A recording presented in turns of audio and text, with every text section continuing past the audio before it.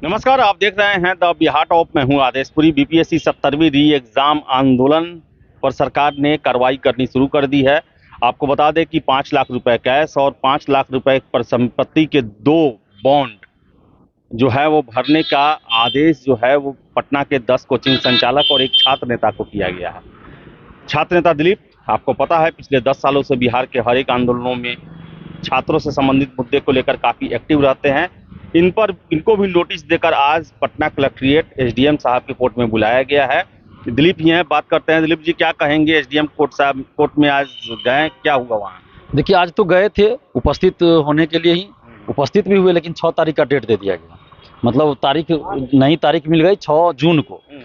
और हम पहले भी कहते, आज भी कह रहे हैं कि लोकतंत्र में, संविधान में हमें अधिकार दिया गया, मौलिक अधिकार है, अभिव्यक्ति की आज़ादी है कि हम अपनी बातों को, विचारों को व्यक्त कर सकते हैं। अगर हमें लगता है कहीं अन्याय हो रहा है, गलत हो रहा है, तो हम उसके खिलाफ बोलेंगे। अगर कहीं पेपर लीक होगा, धांधली सेटिंग होगी, गड़बड़ी होगी परीक्षा में, तो हम बोलेंगे और इससे हमें कोई नहीं रोक सकता है। सरकार को जो कार्रवाई करनी है करे। और ये जो 5 लाख कैश और 5-5 लाख का 2 सिक्योरिटी यानी बॉन्ड, यानी 15 लाख टोटल की बात है। और 1 साल तक चुप रहना है, 1 साल तक कुछ ऐसा एक्टिविटी नहीं करना है, नहीं तो जब्त हो जाएगा। तो इस तरह का हम व्यक्तिगत अपना बता रहे हैं कि हम तो ये मानने वाले नहीं हैं। कैसे मान सकते हैं हम? अब बताए, कोई अधिकारी कल को ये कह दे कि आप आगे से कोई आंदोलन नहीं कीजिए, 1 करोड़ रुपया आप जमा कीजिए और 1 साल तक आप कोई आंदोलन नहीं कीजिए, नहीं तो आपका ये जब्त हो जाएगा 1 करोड़ रुपया। तो क्या हम मान लेंगे ये बात? ब्रिटिश राज चल रहा है क्या? ये अंग्रेजी हुकूमत चल रहा है? अंग्रेजी हुकूमत में भी इस तरह का नहीं होता था। अंग्रेजी हुकूमत में भी आंदोलन होता था और देश को आज़ादी मिली आंदोलन से ही। तो ये समझ ले वो लोग। और थोड़ा सा बिहार सरकार के जो अधिकारी हैं, उनको जो अधिकारी हैं जिन्होंने एफआईआर किया, गर्दनीबाग थाना हो या जो भी पुलिस है, उनको भी थोड़ा ध्यान रखना चाहिए कि आप लोग भी पढ़ लिख कर आए हैं या कैसे आए हैं। आपको पता होगा कि अभिव्यक्ति की आज़ादी है, मौलिक अधिकार है संविधान में दिया हुआ, तो इससे कैसे आप हमें वंचित कर सकते हैं? और जो नीतीश कुमार जी 1.5 साल पहले, 2 साल पहले पूरे देश में लोकतंत्र बचाओ, संविधान बचाओ यात्रा कर रहे थे, आज उन्हीं के काम समय में वही मुख्यमंत्री है नीतीश कुमार जी, और आज लोकतंत्र की हत्या हो रही है। मुंह पे ताला लगाने के लिए कहा जा रहा है।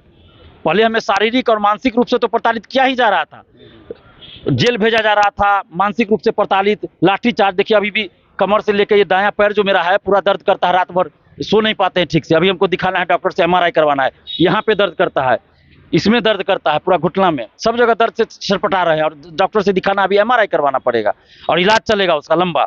और अब क्या कर रही है सरकार कि आर्थिक रूप से भी प्रताड़ित करने का प्रयास किया जा रहा है कि आर्थिक रूप से इसको प्रताड़ित करो कि आगे से कोई आंदोलन न करे। तो हम सीधा सीधा ये बोल रहे हैं कि लोकतंत्र में हमें, संविधान में मौलिक अधिकार दिया गया, अभिव्यक्ति की आज़ादी, और उसी के तहत हम अपने मौलिक अधिकार का प्रयोग करते हुए जहां भी गलत होगा, अन्याय होगा, पेपर लीक होगा, धांधली सेटिंग होगा, तो हम वहां बोलेंगे, आंदोलन करेंगे। और हमारी वजह से 4 बड़ी परीक्षाएं में जो पेपर लीक हुआ उसको हमने उजागर किया। मतलब 4 जो बड़ी परीक्षा हुई उसको हमने उजागर किया पेपर लीक को, और सरकार ने भी, आयोग ने भी माना, आर्थिक अपराध इकाई ने भी माना, और चारों परीक्षाएं रद्द हुई। 67वीं बीपीएससी, सिपाही भर्ती, बीएसएस सीजीएल 3 और पिछले साल बीपीएससी टीआरई 3, इस सबको हमने उजागर किया और सब में कार्रवाई भी हुई। बहुत लोग डीएसपी तक पकड़े गए और परीक्षा भी रद्द हुई। तो ऐसा तो नहीं कि हमने अफवाह फैलाया था। और आज हमने अफवाह कब फैला दिया भाई? और जो आरोप हम पे लगाया गया कि रोड जाम किया, बीपीएससी का घेराव किया, तो 17वीं बीपीएससी री एग्जाम में जब सड़क पे आंदोलन हुआ, हम तो थे ही नहीं, 18 और 19 को हम थे, उसके बाद तो हम पटना में है ही नहीं, तो हमारे ऊपर एक गलत आरोप है। और अगर हम रहते भी तो भी हम इस चीज को नहीं मानने वाले थे, क्योंकि आंदोलन करना हमारा मौलिक अधिकार है, शांतिपूर्वक। हमने हिंसा की बात नहीं किया। और जिस शिक्षक ने 1000 करोड़ रुपए का बात किया कि घोटाला हुआ 17वीं बीपीएससी में, किस अधिकारी के खाते में गया, किस अधिकारी की पत्नी के खाते में गया, किस कंपनी में गया पैसा, वो सारा सबूत है। उस शिक्षक पे कोई एफआईआर नहीं। उसी कोचिंग शिक्षक ने 6 दिसंबर को भी कहा कि अपने चैनल से चलवाया कि गिरफ्तारी हो गई उनकी। अगले दिन पटना पुलिस ने ये कहा कि उनकी गिरफ्तारी नहीं हुई, वीडियो जारी करके अफवाह फैलाया जा रहा है। तो क्यों नहीं उस शिक्षक पे कार्रवाई हुई? क्यों नहीं एफआईआर दर्ज हुआ? गर्दनीबाग धरना स्थल पे 3 दिन फरवरी में और 1 दिन दिसंबर में आकर नौटंकी किए, गाली गलौज तक किए, आपत्तिजनक बात बोले, गया और नवादा के ट्रेजरी से 17वीं का पेपर लीक हुआ ऐसा कहा उस कोचिंग शिक्षक ने। लेकिन आज तक उस पर कोई एफआईआर दर्ज क्यों नहीं हुआ? तो गर्दनीबाग थाना, और थाना में क्या इतनी हिम्मत नहीं है गर्दनीबाग थाना में और पटना पुलिस में कि उस शिक्षक पे एफआईआर दर्ज कर सके? मतलब बार अफवाह फैला रहा है वो कोचिंग शिक्षक, लेकिन उस पर कोई एफआईआर दर्ज नहीं है। तो इसका मतलब यही है कि पटना पुलिस में और गर्दनीबाग थाना में हिम्मत ही नहीं है उस कोचिंग शिक्षक पे कार्रवाई करने का। यानी कि कोचिंग माफिया के इशारे पर पटना पुलिस और गर्दनीबाग थाना कार्रवाई कर रही है और बिहार सरकार कार्रवाई कर रही है। ये कब तक चलेगा? और नीतीश कुमार जी कहते हैं सुशासन का राज, भ्रष्टाचार पे जीरो टॉलरेंस और न्याय के साथ विकास। ये कैसा न्याय के साथ विकास आपका है? ये तो आप अन्याय कर रहे हैं। जो कोचिंग माफिया है उस पर कार्रवाई नहीं कर रहे हैं, और जो पेपर लीक को उजागर कर रहा है उस पर आप कार्रवाई करवा रहे हैं। तो नीतीश कुमार जी, आप ही बोलते हैं ना 2005 से पहले ऐसा होता था जी, ऐसा होता था जी। तो अभी हम पटना समाहरणालय में है, तो सही बात है 2005 से पहले ऐसा बिल्डिंग नहीं था, समाहरणालय नहीं था। लेकिन 2005 से पहले नीतीश कुमार जी, 2005 से पहले ऐसा नहीं होता था कि पेपर लीक कर उजागर करने वाले को ही फंसा दिया जाए। तो इस पर भी थोड़ा ध्यान दीजिए कि 2005 से पहले ऐसा नहीं होता था कि कोचिंग माफिया के इशारे पे कार्रवाई होती थी। तो उस कोचिंग, पटना के वो 3 कोचिंग शिक्षक कौन है जो पेपर लीक में संलिप्त है? संजीव मुखिया ने भी नाम लिया है। कौन कौन है उसको उजागर कीजिए, इससे पहले भी उस पर कार्रवाई कीजिए।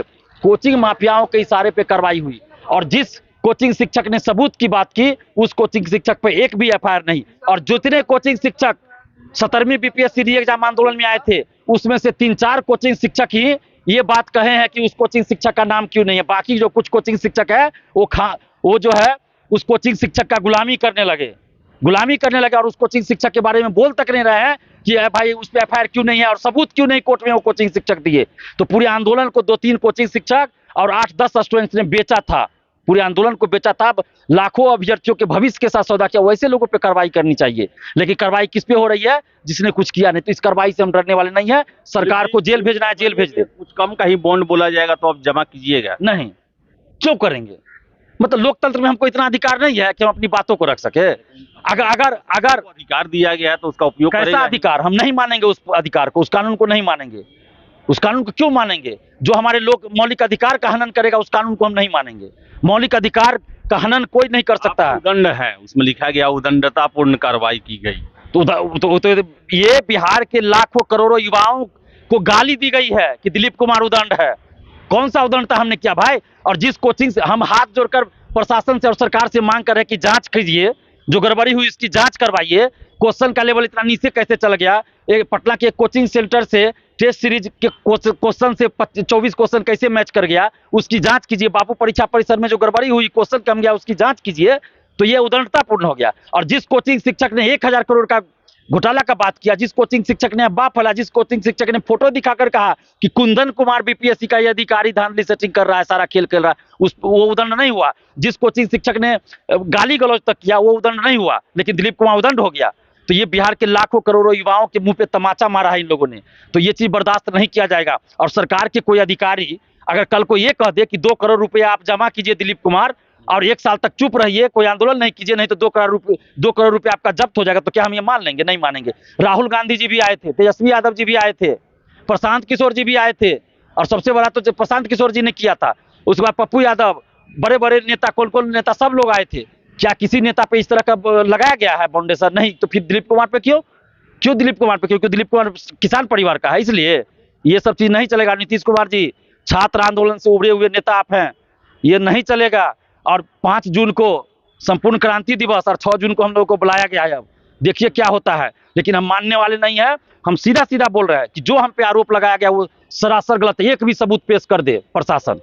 हम कह रहे हैं कि एक भी सबूत पेश करे कि हमने अफवाह फैलाया, हमने रोड जाम किया या हमने बीपीएससी का घेराव किया, एक भी सबूत दे दे। हम पटना में है ही नहीं भाई, ना हम किसी से फोन पे बात, ना कुछ।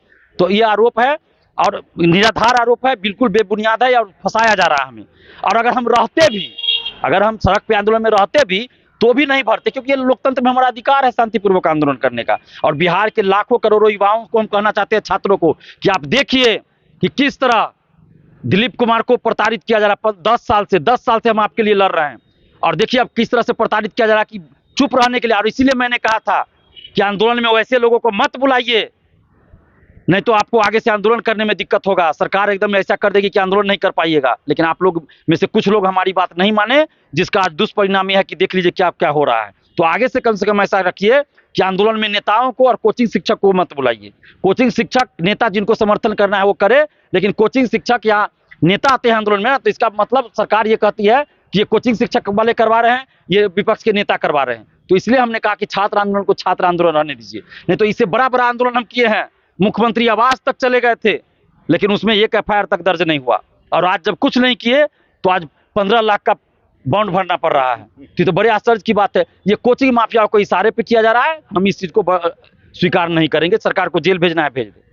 तो जेल भेजना है भेज दे, लेकिन बॉन्ड नहीं भरने वाले हैं और ये हमारे मौलिक अधिकारों का उल्लंघन है।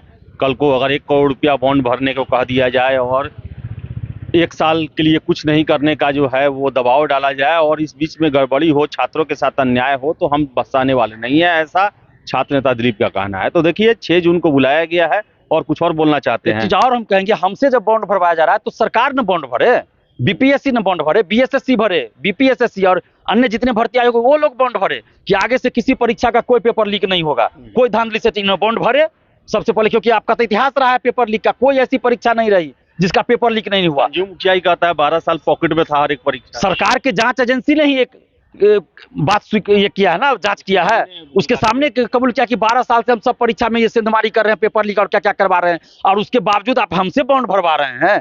तो ये लोकतंत्र है, नहीं चलेगा ये सब। जो करना है कर लीजिए, जनता की अदालत से ऊपर कोई अदालत नहीं होती है।